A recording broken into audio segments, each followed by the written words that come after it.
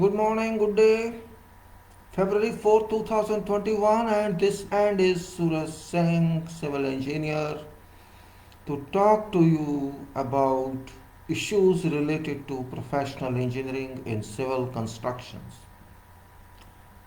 Series of talks, as usual, nothing very specific, but just to apprise and refresh you all what you had learned in your universities theoretically, as well as you might have achieved certain attainment in field of engineering.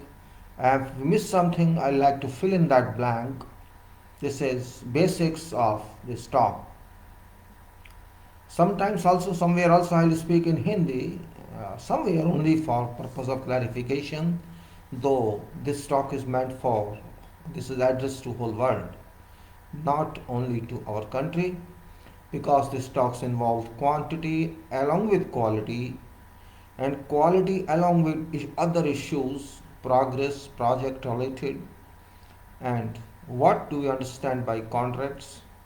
Is there necessity of contract?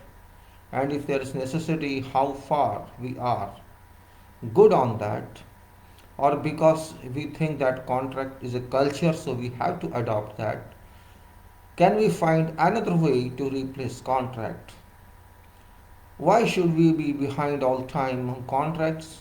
And if contracts create a lot of problems, disputes, etc., why should we go behind them? Why should we try to avoid them? All these questions which are onto themselves. So onto themselves you can say should be mutually explanatory and mutually answerable. But do they? Question is that. Do they? If they can't, what's meaning of that? That's point of view here. What's meaning of that if we can't do that? There are ways that conditions of contract and various competencies among engineers as well as pertinent staff, related staff, managers, organizers, I should say, all those who devote their time, devote their life in projects and then indirectly you can say or directly development works move on.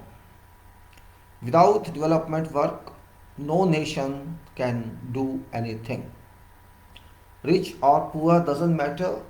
Development is required for every nation, every economy. When I say economy, this means nation because nation has economy and economy means nation. Economy doesn't mean financial economy. You have every piece of wealth that you have. That's what economy means. Every nation is the economy. There are so many economies in the world, and in fact, there is only one economy, and that's earth resources. Engineering means use of earth resources. Economy means engineering means use of earth resources, and our topic is very much relevant to that. When I refer to civil field engineering, profession of engineering or service of engineering, I find a difference between two terms, profession of engineering and service of engineering. If we just adhere to profession of engineering, this means we are just destined to make our livings out of profession. That is one part of this. But other one is service and devotion to engineering. This means we have to devote ourselves for this cause of development of humanity.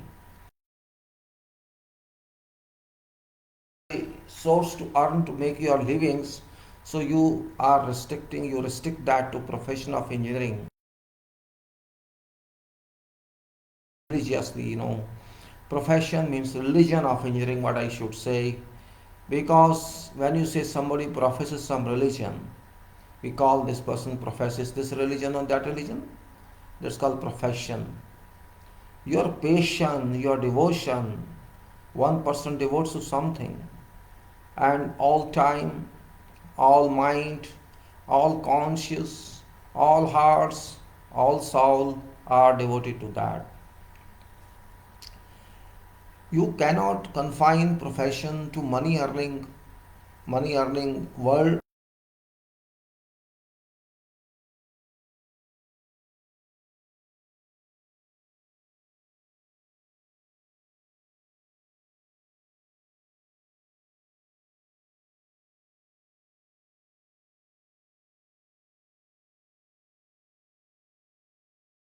Use natural resources from world, earth, and those resources have been created by superpower, God. I'm not naming, I'm just saying God, you name yourself.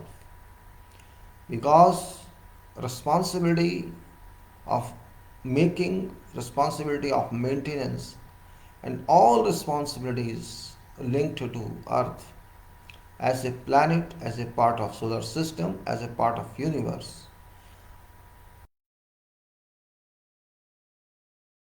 This way we can say we have no original work with us,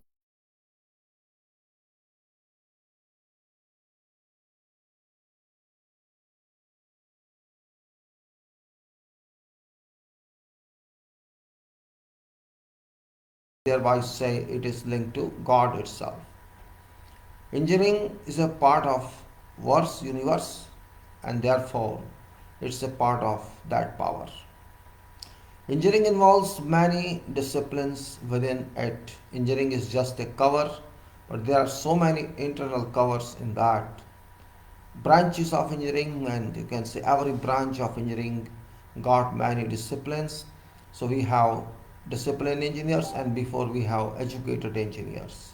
Like that, when one comes out from university, one can be called only educated engineer or academics attained engineer with no practical knowledge, and that person can be called engineer, but engineer based to learn something, you can say a kind of learner, a kind of apprentice.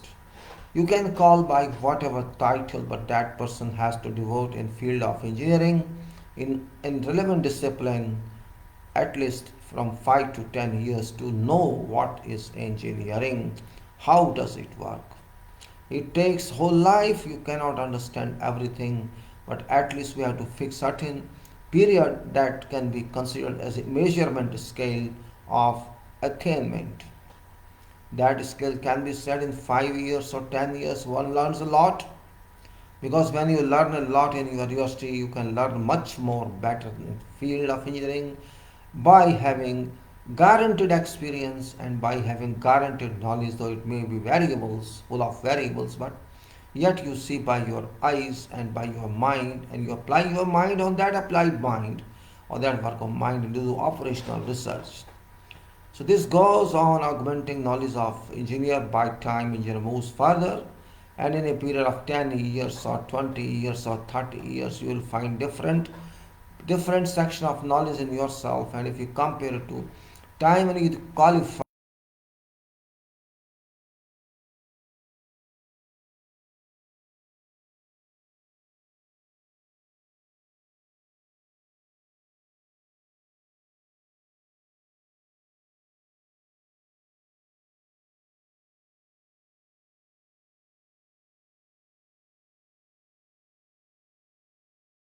and they keep on moving, revolving, and creating more and more technologies. And those technologies are used and they are tested at that time, and then outset of that are known accordingly. It's something very great that engineering is never constant. Engineering is never constant, and that's why you can say engineering is very much mobile. Engineering is very much mobile. I'm not talking of mobile instrument or mobile gadget. I'm talking of mobility of engineering. Mobility of engineering and mobility of engineers. Mobility of engineering itself at same point, but it keeps on moving and revolving, and it imports many more money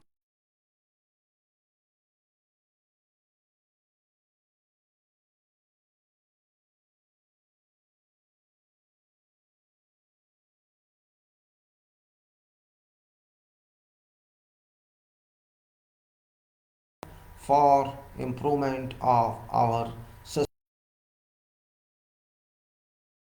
certification. Quality is very important part of engineering, and if we cannot get quality, we cannot get anything. That is also true.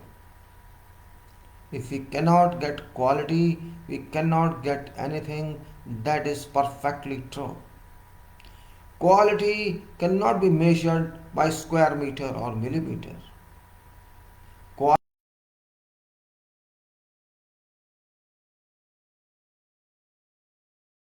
performance, but that is rarely visible, rarely experienced.